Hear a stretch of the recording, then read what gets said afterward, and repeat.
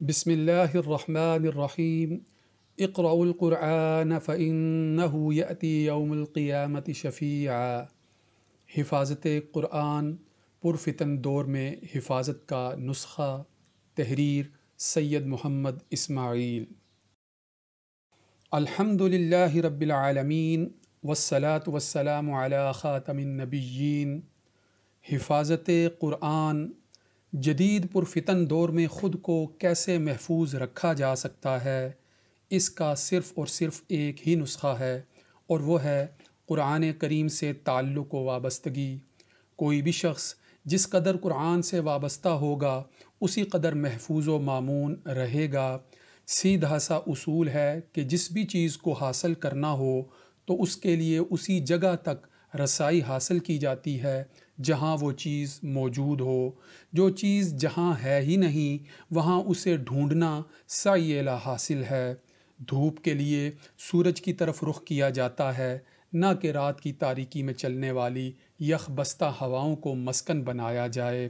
فصل حاصل کرنے کے لیے زمین کاشت کی جاتی ہے، نہ کہ ہوا میں کدالیں چلائی جائیں۔ اسی طرح اشیاء خور و نوش خریدنے کے لیے لوہار کی دکان کا رخ نہیں کیا جاتا، لہٰذا جو بھی مطلوب ہے وہ وہیں سے حاصل ہوگا جہاں وہ موجود ہے۔ اس لیے جدید مادی وسائل کی شورشوں سے بھرپور اس دنیا کے اندر اگر امن چاہتے ہو، سکون چاہتے ہو، وباؤں، آفتوں اور بلاؤں سے محفوظ رہنا چاہتے ہو تو اسی طرف رجوع کرو جہاں ان سے حفاظت پائی جاتی ہے۔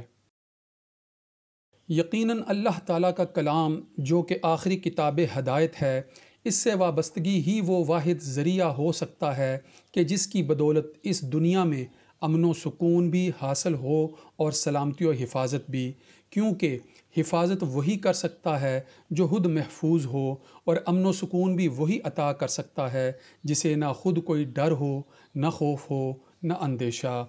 قرآن مجید اللہ کی وہ کتاب ہے جس کی حفاظت اللہ رب العزت نے خود اپنے ذمہ لی ہے، اور ہم دیکھتے ہیں کہ نزول قرآن کے دور عہد رسالت مآب صلی اللہ علیہ وآلہ وسلم سے لے کر آج 1441 ہجری تک اس کتاب میں کوئی تبدیلی، کوئی رد و بدل نہیں ہوا ہے، اور اس ضمن میں دشمنان اسلام کی تمام تر کوششیں بیکار ثابت ہوئی ہیں۔ کوئی بھی اس کی تعلیمات اور حقائق کا سر منہ بھی ابطال نہیں کر سکا ہے۔ اہل حق پر روز روشن کی طرح عیاں ہے کہ دن بدن اس کی حفاظت میں اضافہ ہوتا چلا جا رہا ہے۔ ہر آنے والا لمحہ اس کتاب کو محفوظ ترین بناتا چلا جا رہا ہے، اس کے حقائق کو اور اجاگر کرتا چلا جا رہا ہے۔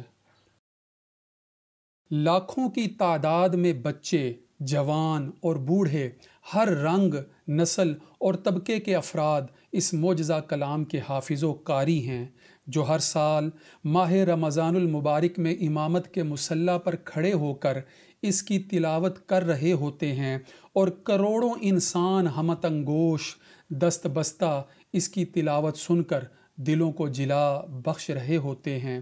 جبکہ پوری دنیا کو یہ منظر، جو کہ در حقیقت حفاظت قرآن ہی کا روح پرور منظر ہے، پوری دنیا کو اس کا مشاہدہ کروایا جا رہا ہوتا ہے۔ قرآن اور اہل قرآن کی حقانیت کو دنیا پر واضح کیا جا رہا ہوتا ہے۔ یقیناً یہ خدائے وحدہ لا شریک کے کلام ہی کی خصوصیت ہو سکتی ہے کہ جس کی حفاظت کا اس قدر وسیع، قابل فہم، جامع، انوکھا، ناقابل تسخیر، مکمل اور منضبط انتظام کر دیا گیا ہے، اور ہر اس فرد کو محفوظ و مامون بنا دیا گیا ہے جو اس الہی انتظام کا حصہ ہے اور اس نظام کے قیام میں اپنا کردار ادا کر رہا ہے۔ اس لیے آج کے اس دور میں وہی حقیقی معنوں میں محفوظ ہے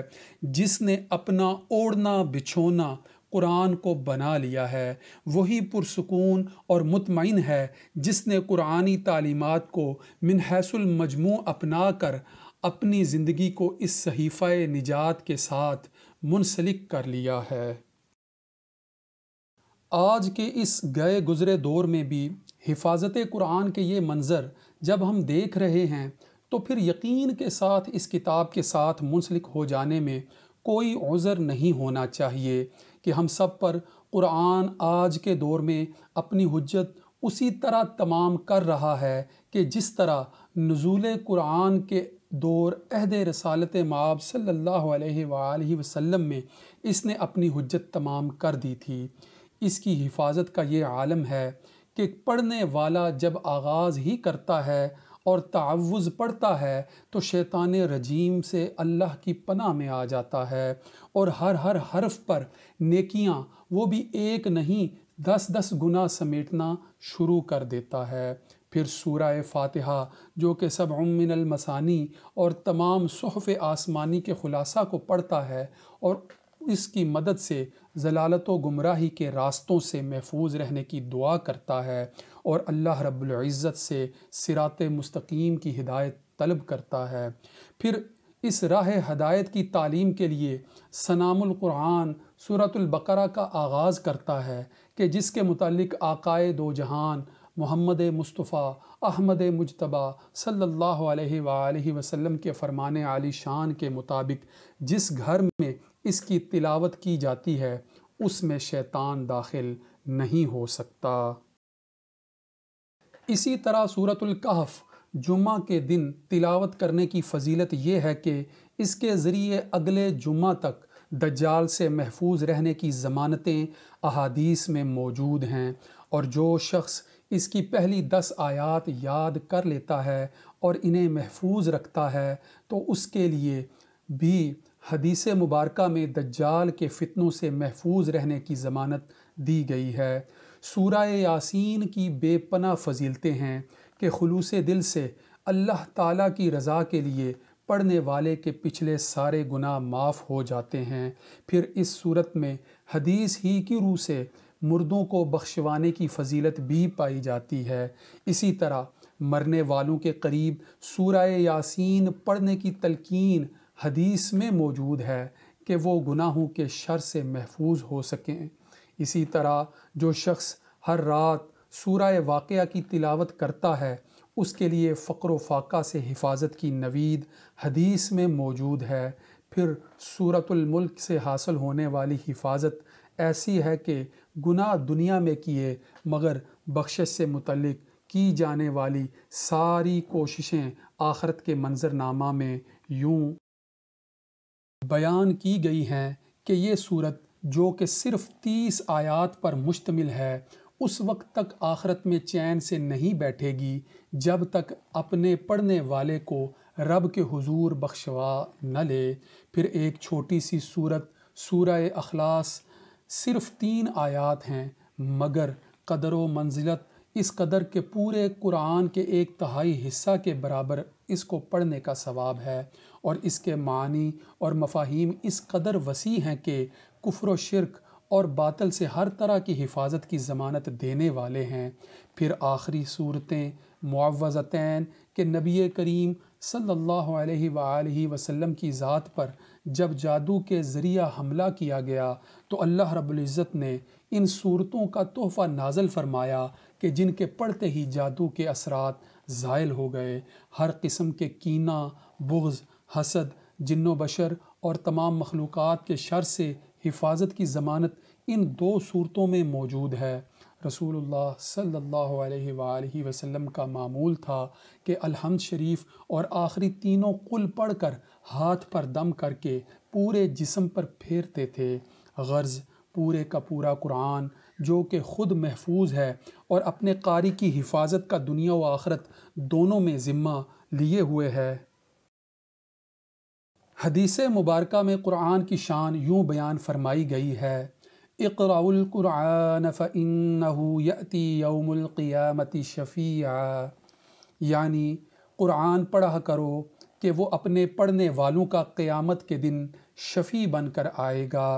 قرآن ہی سکھاتا ہے کہ رسول اللہ صلی اللہ علیہ وآلہ وسلم کی اطاعت کرو، اسی میں اللہ کی اطاعت ہے۔ جو اللہ کی پناہ میں آنا چاہتا ہے وہ رسول اللہ صلی اللہ علیہ وآلہ وسلم سے ناطہ جوڑ لے اور آپ صلی اللہ علیہ وآلہ وسلم پر نازل ہونے والی کتاب ہدایت کے ساتھ تعلق مضبوط کر لے، یقیناً وہ رب کی پناہ میں آ جائے گا۔ یہ دنیا اللہ نے بنائی ہے اور اللہ ہی کی پناہ میں آ کر دنیا کے شر و فساد اور فتنوں سے محفوظ رہا جا سکتا ہے۔ قرآن اللہ کا کلام ہے اور کلاموں کا بادشاہ ہے۔ اس کلام کا حامل ہونے کا حق ادا کر کے ہی انسان سرخرو ہو سکتا ہے،